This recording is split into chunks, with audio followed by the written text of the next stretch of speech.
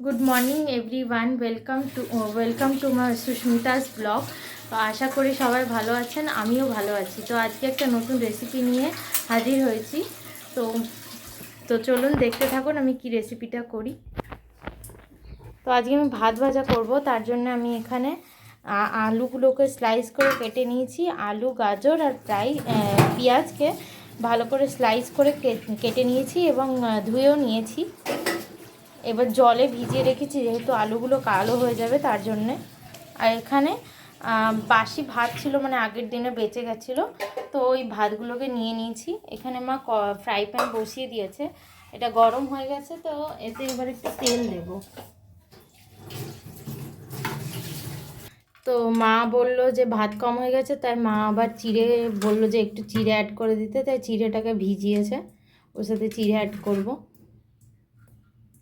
তো এখানে আমার কড়াইটা গরম হয়ে গেছে, তাই আমি তেল দিয়ে দেবো 2 চামচ মতন সবজিগুলোকে ভাজার জন্যে। ততক্ষণ চিড়েটা জল ঝরানো হোক, আর এদিকে আমি সবজিটাকে ভাজতে থাকি, কেন সবজিটার একটা সিদ্ধ হওয়ার ব্যাপার আছে।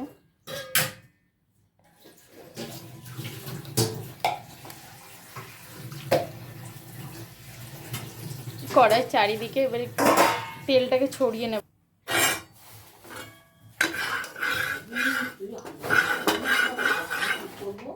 হ্যাঁ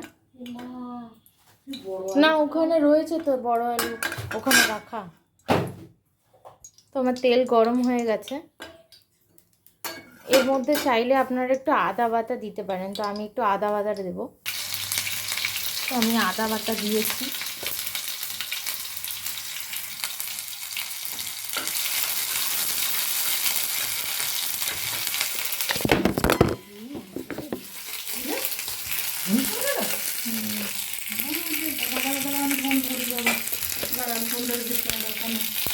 তো এবার আমার আদাটা ভাজা হয়ে গেছে, এবার আমি এই সবজিটাকে তেলের মধ্যে দিয়ে দেবো।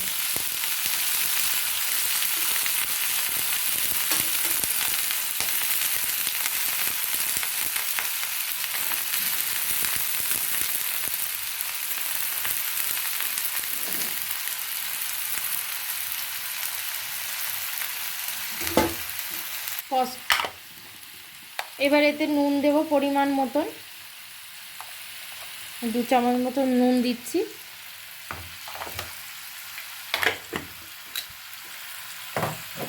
এবার এতে হলুদ দেব 1 চামচ। এই যে 1 চামচ হলুদ দিচ্ছি।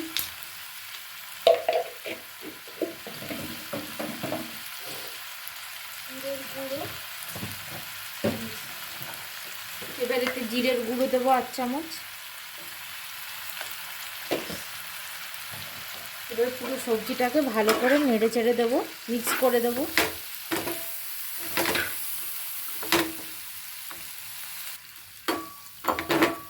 ভালো করে মিক্স করে দিয়েছি, এবার ঢাকা দেব।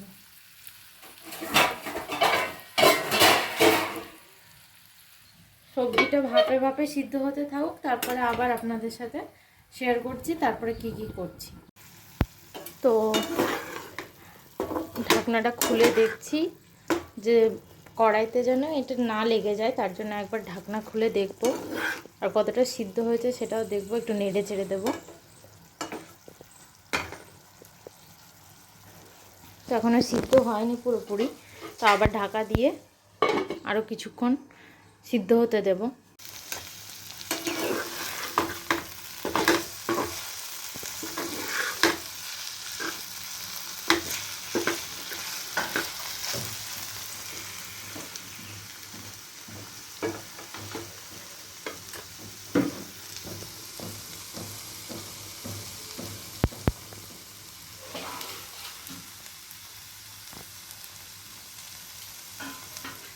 এটা আপনারা বাচ্চাদের টিফিনের জন্যে বা অফিস কোনো টিফিনের জন্যে, ব্রেকফাস্টের জন্যে, বা বিকেলে যদি কেউ এসে থাকে তাদের সার্ভ করার জন্য আপনারা করতে পারেন এই রেসিপিটা।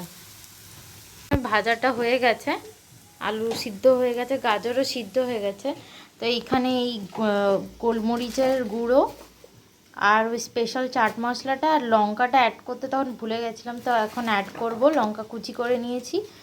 তো এরকমভাবে কুচি করে নেবেন। এগুলোকে এবারে ওই ভাজাটাতে অ্যাড করব। তো আমি অ্যাড করে দিচ্ছি।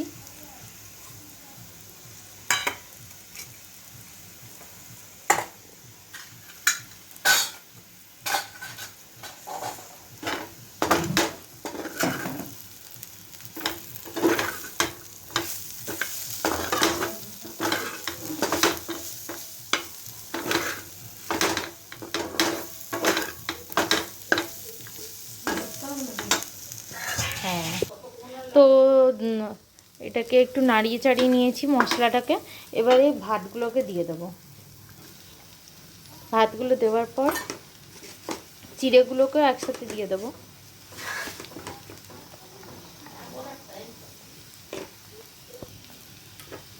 চিড়েগুলোকেও ঢেলে দিলাম।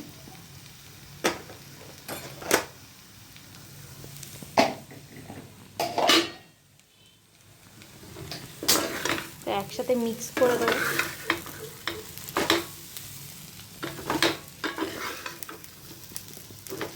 এতে আপনারা চাইলে ডিম দিতে পারেন, বোনলেস চিকেনের ছোট ছোট কুচি করে দিতে পারেন আপনারা চাইলে।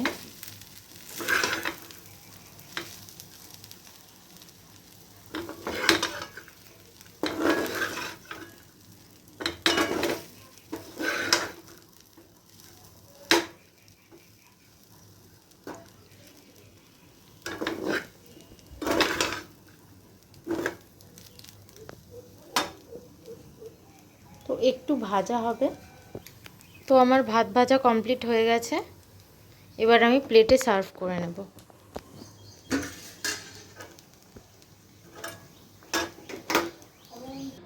তো আমি প্লেটে সার্ভ করে নিয়েছি। তো আপনাদের যদি এই ভিডিওটা ভালো লেগে থাকে তাহলে please do like, subscribe and comment on my channel. Thank you for watching.